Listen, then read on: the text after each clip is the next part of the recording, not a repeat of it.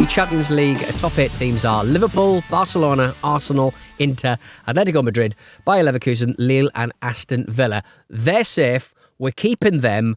But there's a few that are going to be spending a little bit of time playing some more football matches, which is most unwelcome at this point of proceedings. Last night, Aston Villa 4, Celtic 2. Aston Villa qualified for the last 16 by finishing 8th. Celtic have made the playoffs. Villa on their horizons have got Atalanta, Dortmund, the Lisbon Green team, it says on my running order, and Club Bruges.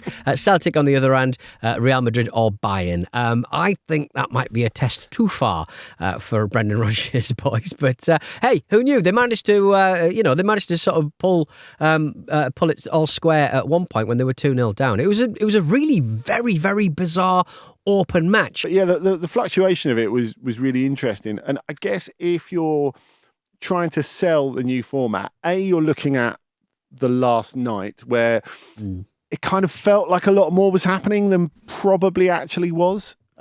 Because a lot of it was detail really in terms of, is it playoffs or is it automatic qualification? And in the end, there wasn't much of a switch over between those teams as well. But I think Celtic are obviously a team that have really benefited from this format change. It really worked for them. I think the fact that they could play with real freedom in this game helped as well, because you know, they're 2-0 down in double quick time and you think they're under an absolute avalanche of Morgan Rogers here. And it didn't quite happen and was all the more entertaining for it. Yeah, and you sort of get the sense that Celtic, they can score goals, but Villa, they just don't let goals in this competition at home. But they just did not anticipate Ida's movement. He was just kind of last defence, just kind of sneaking in at the back and putting them away. I mean, he's if you got any Celtic friends, you know for a fact that man is out of form. He's not been great for Celtic, but he came up with the goods last night, and I don't think anyone saw that coming. He was on for a hat-trick.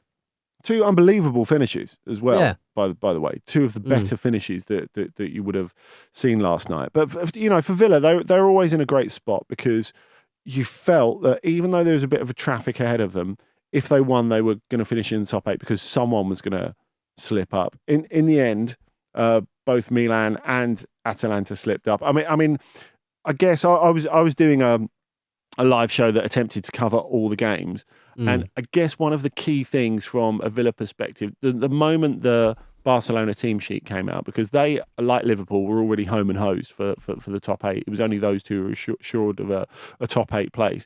Yeah. And you thought, oh, maybe Barcelona will rest a few. And you look down the team and it was like, Pedri, Koundé, Lewandowski, Rafinha, Araujo, Yamal, and you thought, yeah, all right.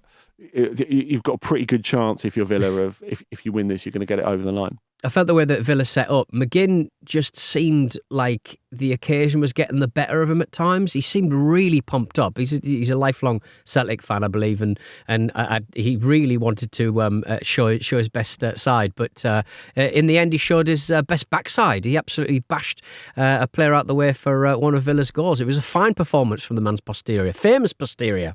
Yeah, I mean, I like after half an hour that Unai Emery was like, look, this is a definite occasion for this man's backside. You know, he's been sitting on the bench eating chips on his 20 backside. minutes on the backside, warming it up, and here we go. I'd like to build a bit more on what Andy was talking about with Morgan Rogers, who I think, who has a little bit of the inconsistency about him, but on his day is, it's not an exaggeration to say he is one of the best players in the Premier League on this day. Like, he is astonishingly good. He's super underrated. I'd be very, very surprised if he's not included in Thomas Tuchel's first England squad. I mean, he deserves to be in there. I thought he deserved to be in there a while back, but he missed out for whatever reason. I guess because England have got lots of other options. Yeah, but he was unplayable really last night from what I saw.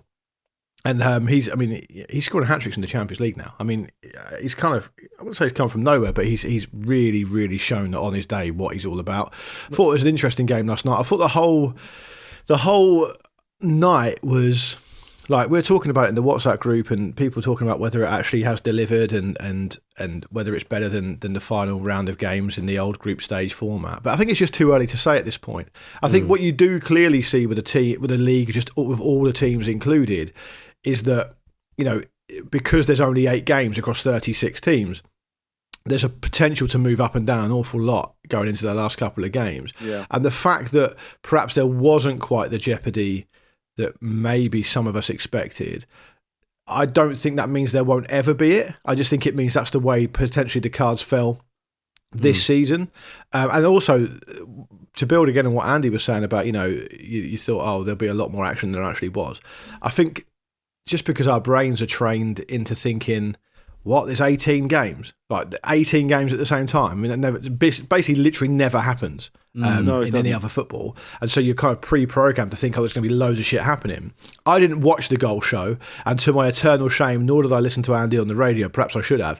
What was it, Andy, what was it actually like doing it? Was it like you were struggling to keep up, or was it just like pretty sedate anyway? Yeah, did you have to prioritise all the British games effectively? Is that kind of how you kind of set up on this one? Well, obviously Man City were the biggest potential story and the biggest actual story at half time as well. And I think the fact, if we're talking about jeopardy, the fact that PSG and Manchester City went in needing something, I think is as much jeopardy as really you can hope for from this. I guess the other part of it is, and yeah, I obviously, as is my nature, attempted to do everything. I don't know if everyone particularly wanted that, but I was determined to provide it anyway. That doesn't normally bother you. No, normally. What was the most obscure fixture that you wanted to sort of squeeze in there, Andy? What were the ones that you started to talk about and your co-host started frowning I imagine a bit, he was all over. I imagine he was all over Leverkusen 2, Sparta Prague 0. I imagine he was all over that. I went lower than that actually. I said to the presenter, I demand you let me cut in and talk about Red Star Belgrade scoring at Young Boys, because they might both be eliminated, but they're a former European Cup winner. And it was one of the goals of the night. Use their proper name, please, Andy. Crvena zvezda. I never do that on the Ramble. Never do that on the Ramble. Only for my posh friends. This man needs to be cut off. There's too many matches. It's like going from when someone has some time off from boozing or other stuff, and they hit it hard. It's your body can't handle it, Andy. You can't have so few matches to deal with, and then 18 fixtures to deal with at the same time. I thought we knew it was going to be chaotic, but I thought you handled it very, very well, Andrew. I got pied off with the Arsenal game when we were talking about who's covering what last night, and at half time I was like, I'm not fucking, Man City are a fucking goal down, I'm not standing for this. I'm watching the Man City game, so I flicked over and just had the Arsenal game on the laptop instead. Yeah, well, there was quite a few surprises on Aston Villa's bench, for example, because Jhon Duran looks like he is set to leave Aston Villa and join Al Nassr in Saudi Arabia. I hate 21-year-old Colombian man. Is it, if you're going to move, is it better to take a year at 21, build your big golden palace, and then get back to football? It's like a gap year, really, isn't it? Yeah, it is a bit like a glorified gap year. But people, we have to say, though, we really do have to remind people that people talk about this as in, well, it's a golden opportunity to earn some money, right? He would have, if he had chosen to go, I mean, Andy will tell you some of the potential, as the lads in the game say, landing spots for him. But it's not going to be for fucking 70 quid a week on a YTS. He's going to be on probably 150 grand a week, Yeah. And some people, I think, because of the very nature of the fact that maybe Saudi Arabia will suddenly just decide to turn the tap off at some point, like happened in China or whatever, because they've got different priorities now or whatever. You've got to take it while you can. But I don't like the idea of an agent. I mean, maybe Jhon Duran is really into it. He wants to do it. That's always possible. But that seems to be it's unlikely. After kissing the badger a few weeks ago. But I don't like. It sounds like he's very much into the project. I don't like an agent that doesn't say to him. Look, he's Colombian, right? And there's been some amazing Colombian players down the years, right? Household names like your Tino Asprias, your man with the big hair, LP Valderrama. I feel like an agent should be saying to him, do you want to make 50% more than you were going to make anyway, which, by the way, is already enough to set you up for life? Or do you want to be a fucking legend? Do you want to be a legend in your home country? You ain't going to be a legend playing in Saudi Arabia. And you ain't going to be my agent with this kind of chat, to be quite frank. You've got one job and one job alone, you know that. Well, You say that, but I think the best agent should be having a view on guiding a player through his career, not necessarily just turning the quick buck as soon as possible. No, I don't know, man. I think a lot of agents don't expect to be there for the whole journey, do they? You know, yeah, I think they do. Be quite flighty. I think footballers can be quite tempestuous. Relationships can be strained if you don't get them that. You just talk about your agent again, aren't you?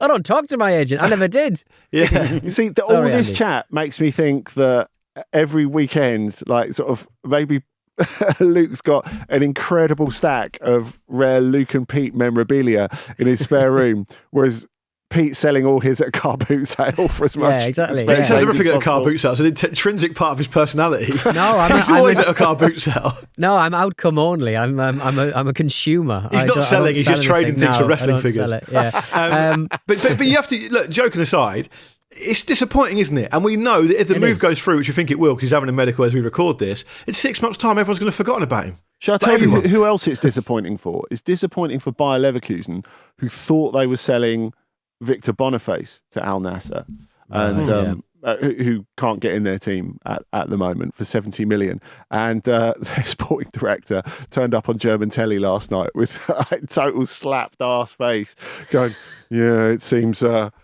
deal's not going to go through." With this really funereal look on his face. But I think when I was saying I like it, I was saying I like Pete's thinking, because that idea still problematic. you can go there for a couple of years, earn an extraordinary amount of money, and if it's shit or if you're just done with it, just come back and you're still 23 and you made a ton of money. I think the problem is, at the moment, we are conditioned as fans into thinking about things from a very financial perspective. So we're thinking, I guess in the age of FFP and PSR, we're all thinking about our club sums. We're looking at it as if it's our own money. And I guess as well, when we look at the transfer market, we do that as well. Because at the moment, most clubs would rather pay for potential than they would for the finished article. And I guess we come to that with Duran and Ollie Watkins. If I want a player to affect my team now, it's Ollie Watkins. With Duran, it's all about potential. And the best of him looks amazing. The guy scored 12 Premier League goals. Yeah, Andy, but Villa want to knock him out for that amount of money? I get that, but A, he's never really had a proper run on the team. And B, I think it's pretty wide of the mark to suggest that it's not a matter of issue for a 21-year-old to go for 2 years to a league which is basically non-competitive in key years of his development between 21 and 23. It's by no means a given. I think you're slightly misunderstanding me. It's by no means a given that when he comes back, he's going to be anywhere near as sharp as he was. It's by no means a given that he's going to be an elite player at this moment. I'd be taking. But it's not given the best chance of being one, is it? No, but maybe that's not his priority. I don't think we can sit there and go, "Oh well, my priority would be to." Like, honestly, none of us know until someone puts that amount of money on the table. Well, I'm not comparing him to myself. I'm just saying that the very, very best players probably want to play in the most competitive environments as often as possible. But do you not think that football's become so kind of sidetracked and so sort of tainted? Perhaps the playing to certain levels isn't really as attractive. Well, no, I just think maybe, but I'm just tired of people just fucking making excuses for people making stupid fucking decisions that are all about money. I mean, stop making excuses for him. It's a fucking stupid decision. If he wants to be a top football player, it's a stupid decision. If he wants to be really wealthy, great, that's a good decision. But he's going to be really wealthy anyway. So I'm just fed up of people just making excuses for it. It's pointless. Well, one man who's not going to be going to Saudi Arabia, we hope, unless somebody ups their bid massively. Arsenal have had a bid for Villa striker Ollie Watkins rejected. Gabi Agbonlahor phoned into Talk Sport yesterday morning. He's a presenter. He wasn't on air. He just decided to ring up. That's like Pete ringing into Absolute Radio about the no repeat guarantee. Yeah, I'm sure there's some sort of account that says this number is clearly a grizzled ex-DJ who's furious. But he basically said the audacity of Arsenal on the eve of the game, a massive game tonight for Villa against Celtic, to put in a bid for 60 million for Ollie Watkins to go sideways to Arsenal. The audacity of this football club. I'm in shock here. Gabi, the transfer window is open. Yes. And you kind of have to make the moves when you can. I mean, it's quite cute, isn't it? The idea that, say Mikel Arteta and a couple of Arsenal board members might be sitting there at the Emirates and go, well, we could make this bid now. should we leave it until after the game? They probably won't pick up now, will they? They'll have the game heads on. Also, I like the fact that Agbon Lahore has got massively confused with the timing of when the bid came in and the timing of when the media knew about it, which may not be the same thing at all. And secondly, I also like that he's doing it as such an Aston Villa fan. He's so fuming that he can't help but chuck himself in and go, a sideways move to Arsenal, sideways move. Is it? By every metric, it isn't, Gabby. If I'm being totally like even-handed, I don't know the timing of the offer. If Arsenal put that offer in an hour before the kickoff of the biggest European game Aston Villa have had for generations, that is fucking arrogant. But I suspect it probably was yesterday morning that Gabby rang, fine. so I imagine they had a few hours grace. But I mean, you've already got a striker, you've already got a footballer, a very promising footballer, as discussed, on your bench, who's literally leaving. I really wanted them to put him on the pitch. I think that medical even harder. If this £60 million bid is not accepted eventually, or an improved one isn't accepted, I think we all need to understand that it's yet another conspiracy against Arsenal. All they're trying to do is get a player they want. Insane this week. And they won away from home at Girona. Girona won, Arsenal at 2. They're going to be going through and potentially playing Milan, PSV, Feyenoord or Juventus. I say one of them, not all of them together. That would be That'd be an amazing change to the format. Yeah, do they have the squad? Because Raheem Sterling coming on looked a bit rusty with his penalty getting saved. It was an okay save, wasn't it? I mean, he didn't. His body language didn't look the best, and I really, really do feel sorry for Raheem Sterling. But I just think with him, he's just played too much football too young, and his body's left him, and his brain's still there, but his physicality just isn't there anymore. Well, if you don't play regularly, you can't be sharp, can you? I mean, we talk a lot about players being overplayed. Shout to John Duran that in Saudi Arabia, mate. But I guess it's the opposite with Sterling. Rather than being overplayed, he's been underplayed, and accordingly, he looks a little bit rusty. But I guess he must have been devoed, because if he knows his Girona, he'll put it on the penalty spot and he'll be thinking, oh, thank goodness Paulo Gazzaniga's not in goal, because Gazzaniga's saved 5 penalties this season. Wow, really? Wow. Yeah, he saved That's 3 wild. in one game, and it was Pau Lopez in instead, and he's been thinking, I'm in here. What, he saved 3 in one game? Yes. Yeah. Okay, now reading about that a little while ago. that's incredible. Yeah, I mean, with Sterling, it is worth talking about, because it was a pretty routine win for Arsenal, who finished third in the table with 6 wins, 1 draw, and 1 loss in the league. Sterling, getting him in on a free, reduced wages. I think most Arsenal fans were like, "This is a hell of a signing." Like, go on, lad, really go for it. But is it just a lack of games, or is it just that he's just a bit too long on the tooth? I think the move so far has been pretty disastrous. I mean, what the reasons for it are, I don't know. I don't know the player, so I don't know. But it's possibly what you alluded to, that he's just there's a lot of miles on the clock, or that maybe he's lost his love for it, or maybe he doesn't quite fit in the system, or as Andy said, he's not really playing consistently. Which I mean, what's he done? He's had I think he's had 8 appearances in the Premier League this season, but only 3 starts. And for a player like that, it probably would harm his ability to affect games and stuff. So I think it's probably a combination of all those things. The real story for me in this game, though, having sat through it, was that did you see Neto, who played in goal for Arsenal last night? He made his debut for the club at 35, which is an incredible thing.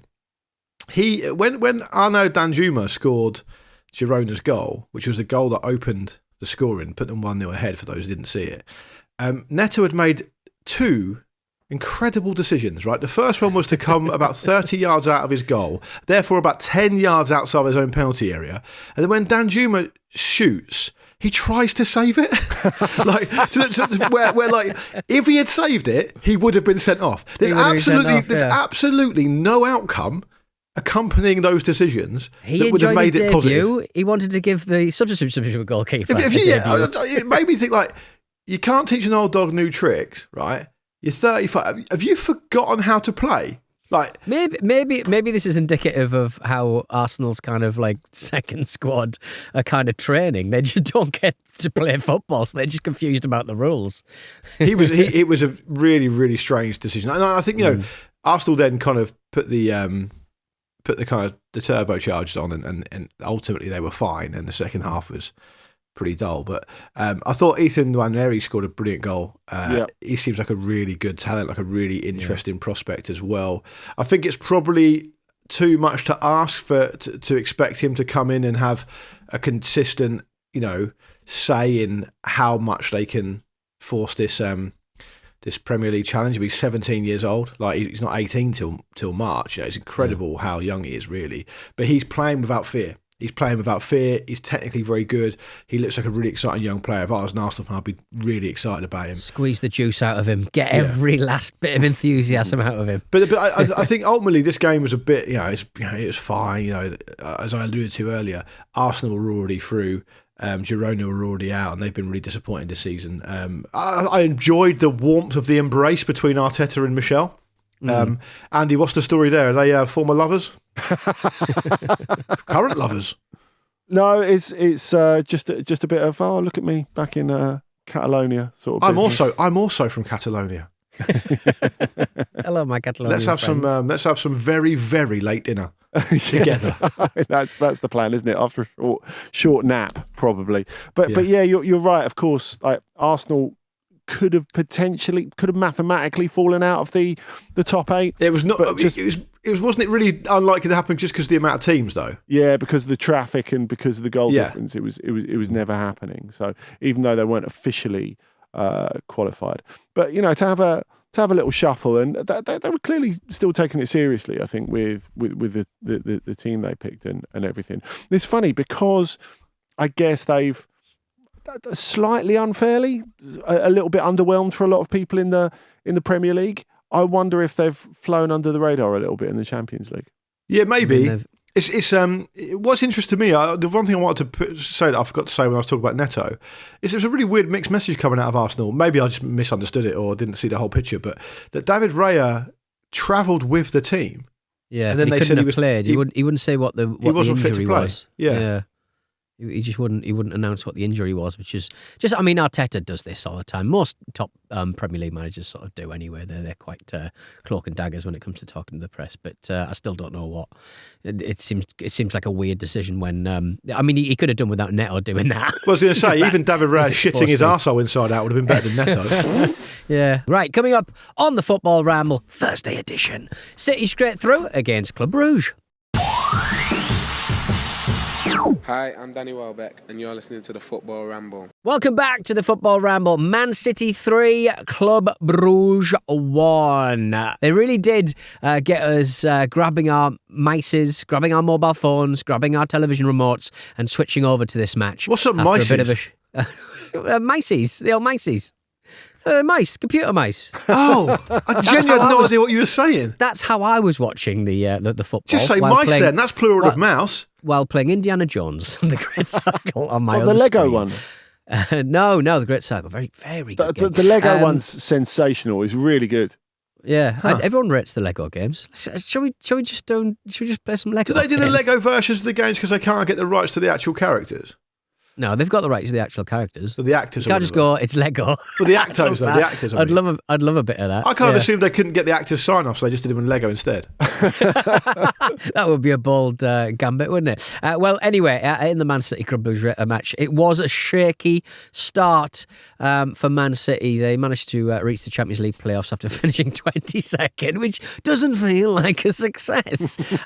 They will be facing off against Bayern Munich and Real Madrid in the next round, which again is not very welcome. But you imagine their players will raise their game against such moneyed opposition.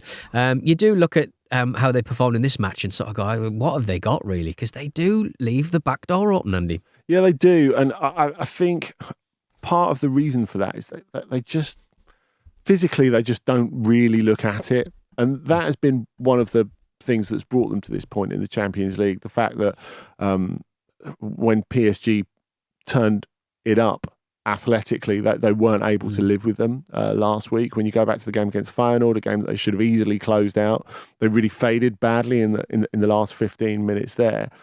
And really, I suppose they kind of picked up from where they left off against Chelsea at the weekend, didn't they? Because they defended so poorly in that first half that it could have been worse, just as it could have been worse against Chelsea. And if Chelsea had taken chances, they could have been in big trouble. Like, City didn't have any intensity in the first half. They didn't really create anything. And I think that's one of the major issues really going forward, that it doesn't feel like that they can sustain an athletic effort for the full 90 minutes, which is, well, I think it's going to leave them a long way from getting where they want to get in the Champions League. I thought this game was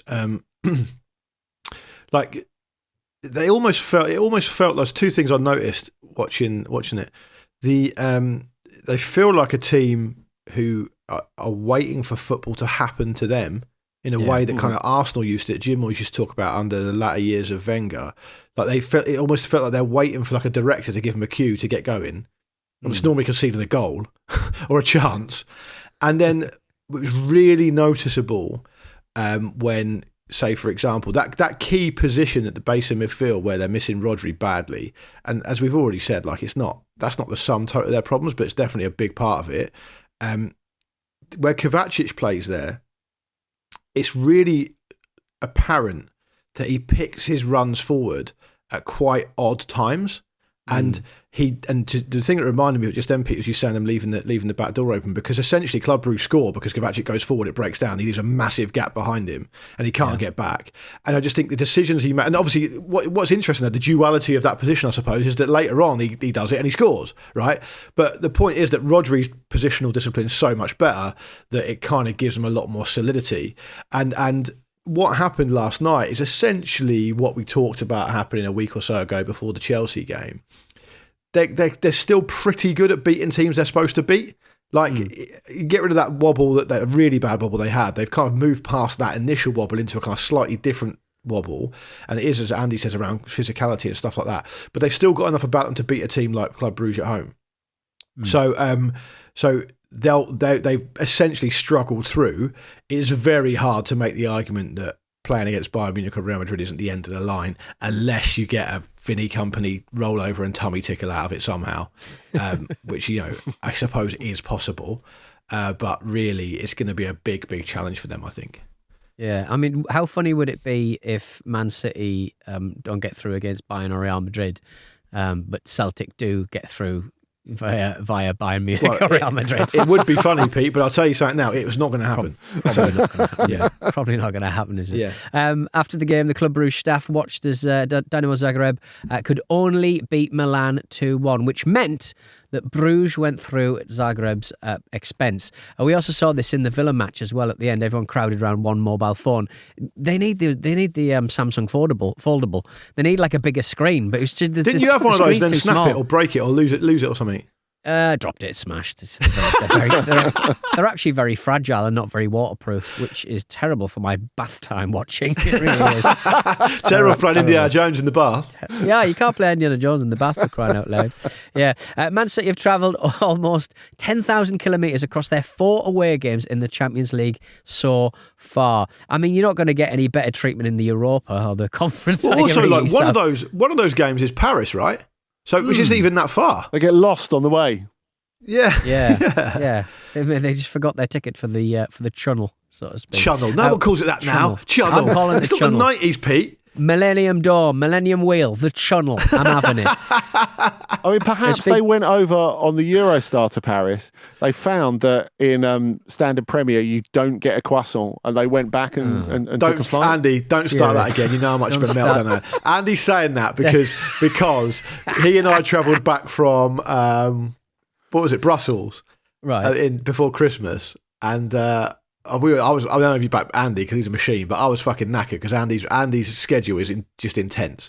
Yeah, and got on. I was really looking forward to get on the Eurostar. Andy booked a premium seat because it's the same price as a normal seat, and I was really excited to sit and have a bit of a rest and have a lovely croissant. I mean, after all, what is the Eurotunnel if it's not got a croissant? And we didn't get a croissant. Name of the show, Luke's lovely croissant. You went through France, Peter. Get one in France. Peter. Don't worry about the train food, Peter. When you're on the train, the Eurostar, it's very difficult to get off it. That's point number 1. Point number 2, imagine having a Eurostar service that doesn't have any croissants anywhere on the train. It's Right. just beyond belief. It's Did it beyond have belief. other food? Did it have other food? Yeah, and it was fucking Just abysmal. not croissant. You wanted Andy, how bad was the other food? It was like awful, but Yeah. it was worth it for your strop. Yeah. Lukey wants his croissant. That's the Anyway, show all I'm title. saying is that Man City travelled all that way. One of the trips is to Paris. Not even that far. So I mean, Bratislava's Chop- doing a chop big that one bet of down. heavy lifting in that trip. Is what I'm saying. Well, Lukey, may I recommend popping to Southend for a football match? Because Your local National club? League side, no, my local football club, National League side Southend offered file supporters a free pie and hot drink for anyone who made the 530-mile trip for their game earlier this week. 9 fans made the trip. You could have popped down there, pretended to be a fan of the side, and bagged yourself a free pie. I don't call me old-fashioned. But I don't think a free pie and hot drink is making up for travelling from Fylde all the way to Southend to lose 2-0 on a Tuesday night. Yeah, I mean, what's the artery there is Liverpool Street there, so you've had to sort of travel through London as well. Can I That's use that not pie ideal. for the train fare back? Can I? Is that accepted currency? Is it on the train? Probably Nobody's not. going by train to do that, for crying out loud. I mean, the train, the amount of money you would have to spend to get from there to there, 300 quid, very easily. 300 quid, 300 This knots. country, This eh? You can see why Andy loves Europe so much. It's a good point, actually. Speaking of Europe, PSV 3, Liverpool 2. Liverpool, despite losing, can be awarded our Supporters' Shield that we mentioned for winning the league phase. What does the Supporters' Shield look like, Luke? I don't know. I think it should be. I think it should probably be like Ramble because it's our idea to do this. So it should be kind of Ramble related somehow. I'd like to invite the members of our Discord. Found behind the paywall of patreon.com/football ramble to design a supporters shield for Liverpool or for indeed any team who wins the initial league phase of the Champions League going forward, and we'll see what the best design is. Maybe we'll stick it up on the socials and people can vote on their favourite one. I can see it at the moment being, I don't know, if it was a FIFA competition, I'd have it in the shape of Gianni Infantino's big bald head. Yes, nice, okay, but fine. Seferin doesn't really offer you that kind of comedy value as much, so it's difficult to say. Oh, speaking of that, by the way, did you see that I have no idea the context of this, maybe you guys know, but inexplicably, very early this morning, I turned the television on, and on Sky Sports News, I had the sound off, so I didn't want to wake anyone up, and I just saw Robbie Williams performing behind Gianni Infantino on some kind of stage. Not the with first some time. dignitaries in front of him. Right. I mean, that feels like the sort of thing he does in a yacht, on a yacht. Yeah, I'm not blaming him. I'm not criticising him. I'm not having a view on that. I'm just wondering what was happening there because last time we saw Infantino, he was at Craven Cottage. I don't know what he's doing. It's a good point, mate. Well, apparently Robbie's been named FIFA's global music ambassador, apparently. Oh, you just read that, haven't you? I just read that on the updated Google The Google FIFA Notes that I'm looking need a at. global music ambassador. And I where's thought- Gambino, Pete? Where's Gambino? Yeah, where's Gambino? I mean, he has done quite a lot of performances for FIFA delegations, and let's be very clear, the people who pay for the whole. Yeah, let's be honest as endeavour. well. He just does Angels. Surely, it just does Angels. It goes off again. Yeah, I mean, it seems like I don't know what happens in 24 to 25, but they really are ramming Robbie Williams, a very kind of Raheem Sterling, age 30 version of Robbie Williams down our throats. Like, I have no idea why he's suddenly incredibly popular. Well, I guess he did such a good job at the 2018 World Cup, which a lot of artists would have found way too icky performing for Vladimir Putin, even before the full-scale version of Ukraine. And, of course, he played to the crowd by doing Party Like a Russian, didn't he? Yes, Yeah. that's great. As well. So, I think it is worth pointing out, guys, that just in the interest of balance, as far as I'm aware, Robbie Williams has never really been unpopular.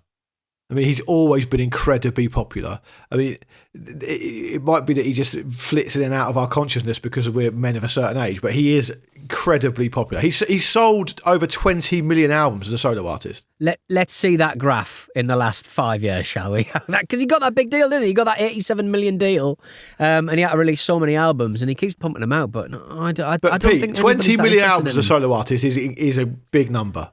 It is a big number, and it is an achievement as It's a no British Gambino. artist, especially. He's no Gambino, truly. I mean, But, let's you would face say, it. you would say Childish that's all done in the Gambino. 90s. Childish Gambino has literally retired from music, so he doesn't have to be the FIFA ambassador. It's a lesser of two evils. Anyway, PSV 3, Liverpool 2. What we talking about? PSV Yeah. Liverpool 2. Yes, 12 first-team players were left at home for the trip to the Netherlands. Not a long journey, but they just felt that they were just better off on Merseyside. It must be quite interesting. Do you choose to sort of watch the match if you kind of know that you're kind of going through anyway? Do you just sort of chill out? You know, cook a Hello Fresh? I don't know. I like that Ricardo Pepi scored, and he's Andy. I might have got this totally wrong. I don't think I have. He's about to become the 61st failed West Ham striker, isn't he?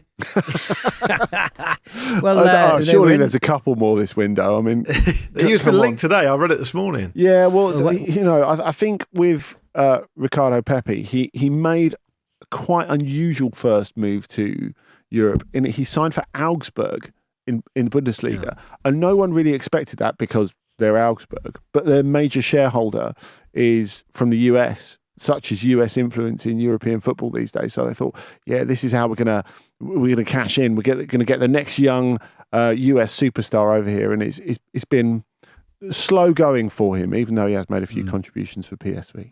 He's the best export of El Paso, Texas since At the Drive-In. In my view. Is that where they're from? Nice. Lovely. Yeah, he's from El Paso, and so At the Drive-In. Yeah. What a Yeah, but I'd love to see that on the football field. On this game itself, I loved the frankness of a typical Dutch frankness of Arne Slot, saying that he doesn't really understand the format. I mean, you just top the table, so.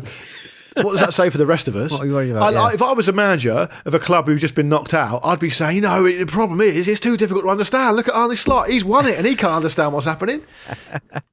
Yeah, I mean, completely agreed. It is interminably difficult. And the thing that sort of caught me out, look, was just the whole, when you're looking at like the table couldn't be, for accessibility reasons, fitted on an entire television screen. Yeah. It's just kind of like, Scroll down. are they bottom of the table? Because Yeah. they're going to be out. And then, oh no, young boys are at the bottom. One of the things that got my goat about this game as well, one of the worst things that can happen in football, and I think I mentioned this when I appeared on Football Cliches as one of my bugbears, is that 5 goals in the first half and then everyone else has the second half off.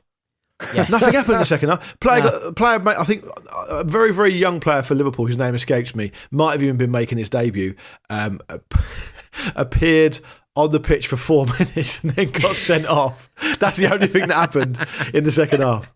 Yeah, it's good stuff. It is good stuff. Right, coming up, Spurs and Man United can secure top 8 qualification in the Europa League tonight. No pressure. Welcome back to the Football Ramble. Real Madrid last night beat Brest and Barcelona drew with Atalanta. But there is talk that the next El Clasico, scheduled for May, might be played at Wembley because Barcelona's Camp Nou renovations won't be finished. What's wrong with their big Olympic stadium? Oh, there's concerts. There's concerts. Who's Every playing? single Robbie summer Williams? there has to be concerts, for crying out loud. The Rolling Stones are going to be playing, so I think they're allowed. But, you know, they're due a no show. I know they're very professional, but they're due a no show. But you've got to remember, Pete, that Barcelona have this relationship with Spotify, don't they? They're their shirt sponsors. So in recent El Clasicos, they have had the Rolling Stones on the front of their shirts. They've had Rosalia, for example. Yes. They had Coldplay, I think, for one of them. So they can't really piss them off. They're essentially co-workers. But, I mean, it's just pleasing to know, isn't it, that there's just this international language of builders.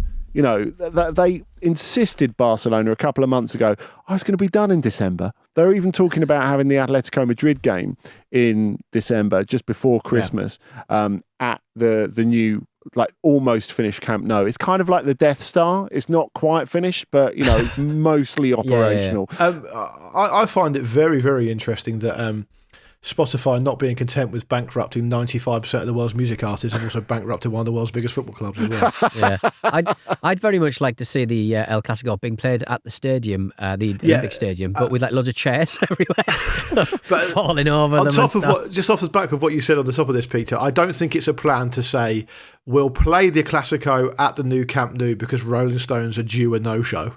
Yeah, they probably won't come. The stage won't get in the way, will it? It'll be all right. No, I think that the goal will be a big mouth with big lips. The keeper will be running up and down the big tongue. Lovely Well, stuff. the thing is, when you have that crossover, it always brings me back to one of my favourite stories about when Bayern had their title celebrations on the last day of the season. They had Anastasia playing at half time. Oh, I remember that. And Yeah. it sort of overran. So there was 7 minutes late starting the second half. And obviously Bayern had already won the title, but Freiburg, the away team, they needed to get points to get into Europe. And they were essentially like standing there waiting for her to dismantle the stage. Arjen Robben was taking bits of it off the pitch to like get them to hurry up. It was amazing. I'm out of goals. Yeah. Anastasia's got a fascinating story where she was actually older than than the record company said she was. So because she's had such a long career, for about 10 years she had to pretend she was like 5 years younger than she actually was, like a Nigerian footballer from the like 80s and stuff when they would have isn't that fake quite birth common? certificates and stuff. Didn't Jerry Halliwell do that? Oh right, I feel like that's quite common. Yeah, she was a little bit older than everyone. Yeah, I think it's quite common. Sad, isn't it? It is a bit sad. Because it's sad because now I've got to the age of 29. I'm fed up of lying about it, to be honest. Real Madrid president Florentino Perez has asked La Liga to bring in English referees after complaining about the standards of officiating. This was in La Liga. This was a joke, wasn't it? Was it? I think we've got to the stage of officiating in the Right. Premier League where Florentino Perez is having taking a the piss go. out of us. No, I don't think it is. I think okay. everyone pays so little attention to refereeing outside their own country.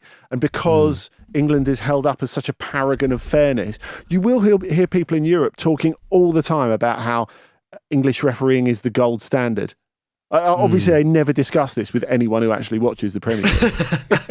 It's basically what it's some kind of like hangover understanding that Britain is like the bastion of fair play, and remember what they the were legal like. centre of the world, aren't we? Yeah, I honestly thought it was a joke. I honestly thought he was saying it's so bad we might as well get the English ones in.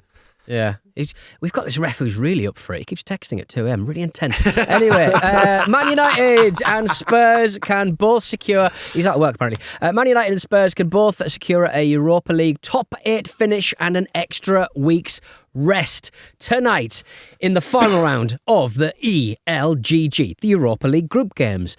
United face FCSB and Spurs host Elfsborg, the Elfmen. Yeah, can Or I the Borg, whichever. I don't know. They are, no, they're either robots. They're They're either elves. robots or elves. No, they're elves and they are managed by Bjorn Borg. Right. Okay. Fair. Can I read this passage out that I read in the Times about Spurs' season, which I think really does crystallise everything we kind of know about them this year, but haven't really properly articulated. I'll just read it to you verbatim. It's absolutely remarkable. For those who aren't quite up to date with Tottenham's topsy-turvy season, Spurs have the 4th most losses in the league, the 3rd most goals, the 10th best expected goal difference, the 7th best actual goal difference, have lost 4 consecutive league match, are 15th, have 1 foot in the Carabao Cup final having beaten Liverpool in the first leg, yet have the 3rd worst odds of winning it, yet they remain favourites for the Europa League. It's just impossible to fathom what's actually happening. Like, no one knows what's going on. Yeah, I mean, it's Anana has said that United have to win the Europa League this season. I think that's something that is true for Spurs. It's true for a lot of Andy, do your thing about English teams in the Europa League. Go on. Oh, no, it's not English teams of the Europa League. It's English teams of the Conference League. Right. Oh, right, okay. What is that then? We can do You with that can't on not Friday. win it. Although Aston Villa You managed can't to not not win win it. it last season. That's a good point, actually. What's part, Andy, joking aside, for given, because this is a point that you always make about respective budgets and stuff like that. What do you honestly think is par in the Europa League this season for Manchester United and Spurs? Well, given what they've actually done, like, not amazing, I suppose. But I think you have to look at the other big teams who should be contenders to win it. Now, I think if you look at Lazio of ace the group stage, They've been brilliant, yeah. Athletic of mostly ace the group stage, and I saw them get absolutely battered by an Ole Gunnar Solskjaer team last week. Then you've got Lyon and Roma, who like have the players to be amongst the favourites, but of sort of edging into basket case territory. Of course, Roma onto their 3rd coach of the season. And Lyon just lost their manager, didn't they? Weirdly as well. Well, they didn't lose him. but Textor did a Textor thing. Yeah, the Textor message. Yeah, that's he did. He got a Textor message.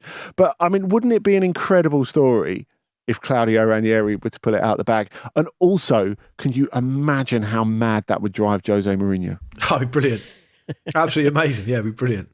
Yeah, is Jose Mourinho in the WhatsApp group with Rio Ferdinand, full of Man United legends who spend most of their time slagging off the current team? Apparently, Wayne Rooney's in there, Nani, Patrice Evra, Anderson, and Danny Welbeck as well. I think Anderson's doing very well to be in there. He's very well. I mean, I loved. I think right. Respectfully, most of them have earned their place. If the WhatsApp, Welbs and Anderson, maybe not. If the WhatsApp group is called Man United Legends, I would say the moment Anderson got invited to that was probably the highlight of his career. Give him a shield, for crying out loud. Well, apparently, due to Man United's not quite as bad as everyone else's injury problems, they've turned to 78-year-old legendary athletics coach Harry Mara to improve their fitness. Are you familiar with Harry Mara, Luke? You're a bit of a sporty man. I am familiar with him as far as that I coincidentally a while back read just randomly an article about the greatest track and field coaches of all time. Yeah. And Harry Mara was number one. Right, okay. And I was like, oh, that's interesting. I've never heard of him. I kind of looked him up. A lot of, I think from memory, I think he trains a lot of decathletes and stuff like that. Look, I don't know anything about him beyond that, but clearly he is a legend.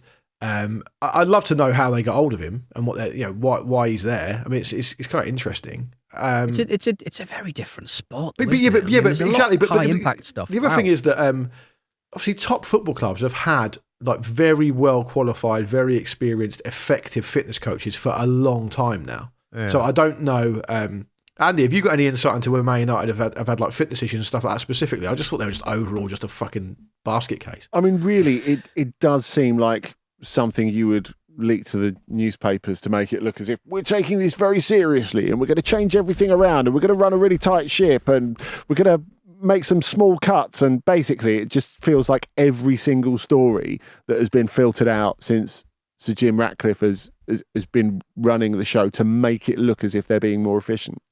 Yeah.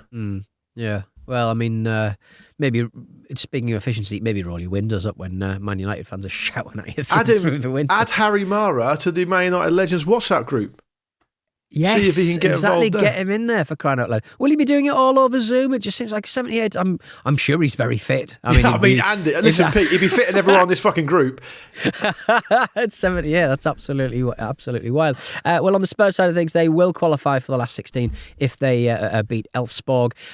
There is an astonishing amount of developmental players training with the squad this week, including Hardy, King, Casanova, Lancashire, and Scarlett, who I think were the merry men. They definitely seem merry. Very enjoyable. Yeah. Kulusevski has been defending Ange Ball. We have had games where we showed perfect football that not many teams can play in the world. I mean, it doesn't say how long or how often that's been displayed, Luke, but he is under pressure if he doesn't win tonight. I just think it's I think it's possible to imagine him being under any more pressure. And I think my cynical view of it now, we talked about Levy and Spurs on the YouTube exclusive video we did on Monday, which people can go and check out our YouTube channel. It's the only place you can find it. Marcus and I do sort of 10 minutes or so on the situation. My opinion's evolved a little bit now to the point where I think that it's becoming super convenient for Levy to have Postecoglou there. I think he's made a calculation that they're not going to get relegated, and I think despite everything we've talked about, while it's not unthinkable, and I think that someone interestingly on the Discord made an interesting comparison to Leicester around the time where they had all that success and then obviously subsequently got relegated, and said that he kind of reminiscent of that. I think that's a bit of a stretch. I think it's very unlikely that Spurs will go down, and I think Levy's made the calculation that, you know what, I'm getting a lot of fucking heat, but at least they're not all just talking about me. The moment I give Postecoglou the bullet, it's all the attention's on me, because it's all about who we get next and who I can get, who I can go after. And so I think he's probably thinking he's making the best of a bad situation.